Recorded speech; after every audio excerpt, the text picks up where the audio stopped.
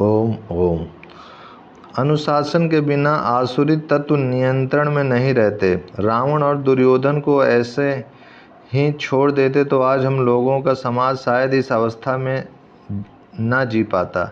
नैतिक और सामाजिक अंधाधुंधी हो जाती। जब जब समाज में ऐसा वैसा हो जाए तब सात्विक लोगों को सतर्क होकर हिम्मतवान बनकर तेजस्वी जीवन बिताने का यत्न करना चाहिए।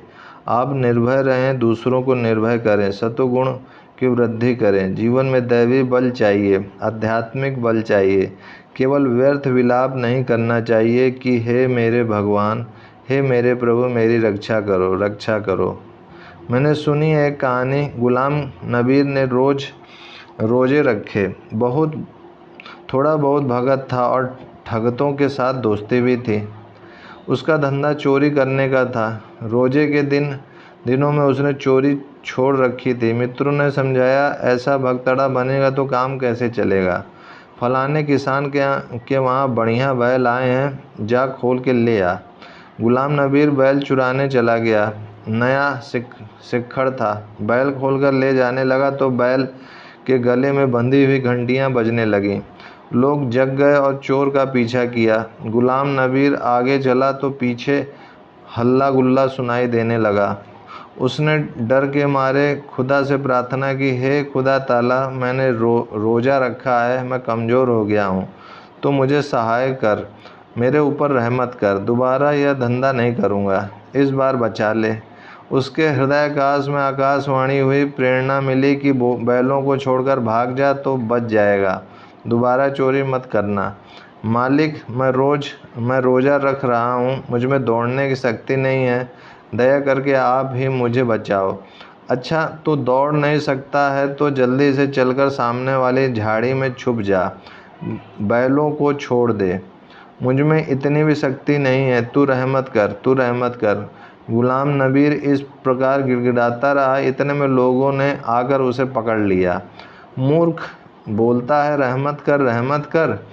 माल चुराते समय रहमत नहीं की और अब पकड़ा गया तो रहमत कर, रहमत कर। लोगों ने बराबर मेथी पाक चखाया। रात भर कोठरी में बंद रखा, सुबह में पुलिस को सौंप दिया। गुलाम नबीर अंतः प्रेरणा की आवाज़ सुनकर हिम्मत करता तो बच जाता। हिम्मते मर्दा तो मदते खुदा, बेहिम्मते बंदा तो बेजार खुदा। जो ना हिम्मत हो जाता है उसको बचाने में भगवान भी बेजार हो जाते हैं, लाचार हो जाते हैं।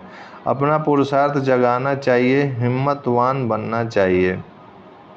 यह कौन सा उगदा जो हो नहीं सकता, तेरा जी न चाहे तो हो नहीं सकता। छोटा सा कीड़ा पत्थर में घर करे, इंसान क्या दिले दिलबर में घर न करे। तुम में ईश्वर की अथाह शक्ति छुपी है, परमात्मा का अनुपम बल छुपा है। तुम चाहो तो ऐसी ऊंचाई पर पहुंच सकते हो कि तुम्हारा दीदार करके लोग अपना भाग्य बना लें। तुम ब्रह्मवेता बन सकते हो, ऐसा तत्व तुम में छुपा है।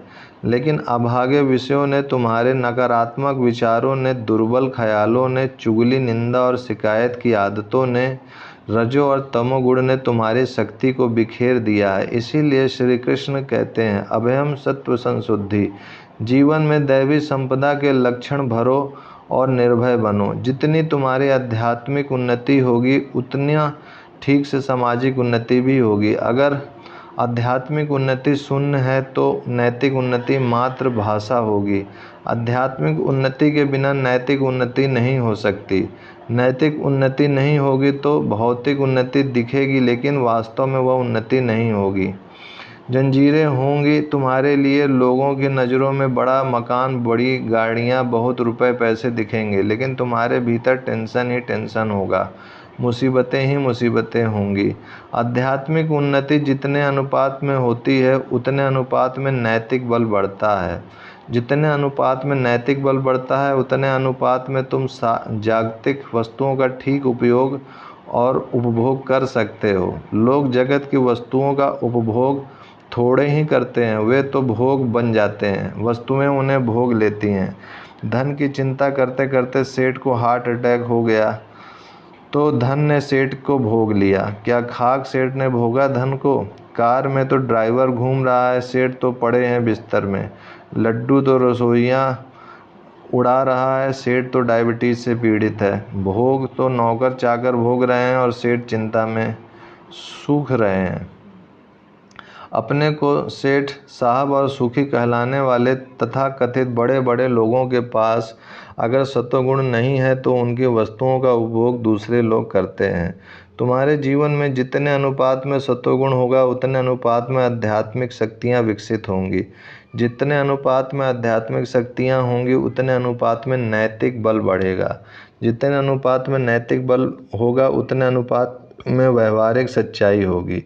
चीज़ वस्तुओं का व्यवहारिक सदुपयोग होगा। तुम्हारे संपर्क में आने वालों का हित होगा। जीवन में आध्यात्मिक उन्नति नहीं होगी तो नैतिक बल नहीं आएगा, उतना ही जीवन डामाडोल रहेगा। डामाडोल आदमी खुद तो गिरता है, उसका संग करने वाले भी परेशान होते हैं।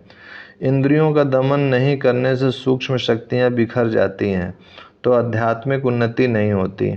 वाणी का संयम करना माने चुगली निंदा नहीं करना, कटु भाषा ना बोलना, झूठ कपट ना करना, यह वाणी का तप है। आचार्य की उपासना करना, भगवान की उपासना करना, यह मन का तप है। शरीर को गलत जगह पर ना जाने देना, व्रत उपवास आदि करना, यह शारीरिक तप है। व्रत उपवास की महिमा सुनकर कुछ महिलाएं लंबे लंबे व्रत रखने लग जाती हैं। जो सुहागिन स्त्रियां हैं जिनका पति हयात है, ऐसी महिलाओं को अधिक मात्रा में व्रत उपवास नहीं करना चाहिए। सुहागिन अगर अधिक उपवास करेगी तो पति की आयु क्षीण होगी। सप्ताह में 15 दिन में एक उपवास शरीर के लिए भी ठीक है और व्रत के लिए भी ठीक है। कुछ लोग रोज रोज पेट में ठूस ठूस कर खाते हैं, अजीर्ण बना लेते हैं, और कुछ लोग खूब भूखा मरी करते हैं। सोचते हैं कि मुझे जल्दी भगवान मिल जाएं। नहीं, व्यवहार में थोड़ा दक्ष बनने की ज़रूरत है। कब खाना, क्या खाना, कैसे खाना, कब व्रत रखना, कैसे रखना, यह ठीक से समझकर आदमी अगर तपस्वी जीवन बिताता है तो उसका बल तेज बढ़ता है। प्राणायाम से मन एकाग्र होता है। प्राणायाम से प्राण की रिदम अगर ठीक हो जाए तो शरीर में वात और कफ नियंत्रित हो जाते हैं। फिर बाहर की दवाइयों की और मैग्नेट थेरापी आदि की ज़रूरत नहीं पड़ती है। इंजेक्शन की सुइयां भोंकने की भी ज़रूरत नहीं पड़ती है। केवल अपने प्राणों की गति को ठीक से समझ लो तो काफ़ी झंझटों से छुट्टी हो जाएगी। जब करने से एक प्रकार का आभा मंडल बनता है, सूक्ष्म तेज बनता है, उससे शरीर में स्फूर्ति आती है, मन बुद्धि में बल बढ़ता है। जब करते समय अगर आसन पर नहीं बैठोगे तो शरीर की विद्युत शक्ति को अर्थिंग मिल जाएगा। आभा तेज ओज बल की सुरक्षा नहीं होगी।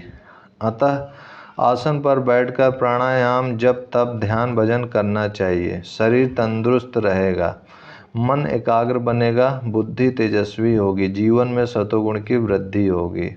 सत्वात् संजायते ज्ञानम। सत्वगुण की वृद्धि से ज्ञान उत्पन्न होता है। आदमी जितना भी पामर हो, उसमें कितने भी दोष हों, अगर थोड़े ही दिन इन साधनों का अवलंबन ले तो उसके दोष अपने आप निकलने लगें। सूक्ष्म शक्तियों से स्थूल शक्तियाँ संचालित होती हैं। मोटर कार में पेट्रोल से इंजन के भीतर थोड़ी सी आग जलती है, इससे इतनी बड़ी गाड़ी भागती है। ट्रेन के बॉयलर में थोड़े गैलन पानी होता है, उबलता है, वाष्प बनता है, उसे हजारों मन लाखों टन वजन को लेकर इंजन को भागता है। ऐसे ही मन जब ध्यान भजन करके सूक्ष्म होता है तो लाखों मुसीबतों को काट कर अपने भगवत प्राप्त रूपी मोक्ष के द्वार पर पहुंच जाता है। बाहर की गाड़ी तो वाष्प के बल से तुम्हें अहमदाबाद से दिल्ली पहुंचाती है, जबकि तुम्हारी दिल की गाड़ी अगर सत्वगुण बढ़े तो दिलबर तक, परमात्मा तक पहुंचा देती है। मनुष्य को कभी भी हताश नहीं होना चाहिए। आध्यात्मिक राह को रोशन करने वाले राहबर मिले हैं, साधना का उत्तम वातावरण मिल रहा है। इन बातों को आत्मसात करने के लिए श्रद्धा भक्ति और बुद्धि भी है तो जितना हो सके अधिक से अधिक चल लेना चाहिए। किसी भी दुखों से, किसी भी परिस्थितियों से रुकना नहीं चाहिए। गम की अंधेरी रात में दिल को ना बेकरार कर, सुबह जरूर आएगी, सुबह का इंतज़ार कर। घबराहट से तुम्हारी योग्यता क्षीण हो जाती है। जब डर आए तो समझो यह पाप का घोतक है। पाप की उपज डर है, अविद्या की उपज डर है, अज्ञान की उपज डर है, निर्भयता ज्ञान की उपज है। निर्भयता आती है इंद्रियों का संयम करने से, आत्मविचार करने से। मैं देह नहीं हूँ, मैं अमर आत्मा हूँ। एक बम ही नहीं, विश्व भर के सब बम मिलकर भी शरीर के ऊपर गिर पड़े तो भी शरीर के भीतर का जो आत्म चैतन्य है उसका बाल बांका भी नहीं होता। वह चैतन्य आत्मा मैं हूँ, सोहम। इस प्रकार आत्मा में जागने का अभ्यास करो, सोहम का अजपा जप करो, अपने सोहम स्वभाव में टिको। विकारों से ज्यों ज्यों बचते जाओगे त्यों तो आध्यात्मिक उन्नति होगी, नैतिक बल बढ़ेगा, तुम संसार का सदुपयोग कर पाओगे। अभी संसार का सदुपयोग नहीं होता, सरकने वाली चीज़ों का सदुपयोग नहीं होता, उनका दुरुपयोग होता है। साथ ही साथ हमारे मन इंद्रियों का भी दुरुपयोग हो जाता है, हमारे जीवन का भी दुरुपयोग हो जाता है। कहाँ तो दुर्लभ मनुष्य जन्म, देवता लोग भी भारत में मनुष्य जन्म लेने के लिए ललायित रहते हैं। वह मनुष्य जन्म पाकर आदमी 2 रोटी के लिए इधर उधर धक्का खा रहा है, 2 पैसे के मकान के लिए गिड़गिड़ा रहा है, 4 पैसे की लोन लेने के लिए लाइन में खड़ा है, साहबों को और एजेंटों को सलाम करता है, सिकुड़ता रहता है। जितना सिकुड़ता है उतना ज़्यादा धक्के खाता है, ज़्यादा कमीशन देना पड़ता है, तब कहीं लोन पास होता है। यह क्या मनुष्य का दुर्भाग्य है। मानव जीवन जीने का ढंग ही हम लोगों ने खो दिया है, विलासिता बढ़ गई है। ऐसे आरामी जीवन, लग्जरीज लाइफ जीकर सुखी रहना चाहते हैं वे लोग ज़्यादा दुखी हैं। बेचारे जो भ्रष्टाचार करप्शन करके सुखी रहना चाहते हैं उनको अपने बेटों के द्वारा, बेटियों के द्वारा, कोई प्रॉब्लम के द्वारा चित्त में अशांति की आग जलती रहती है।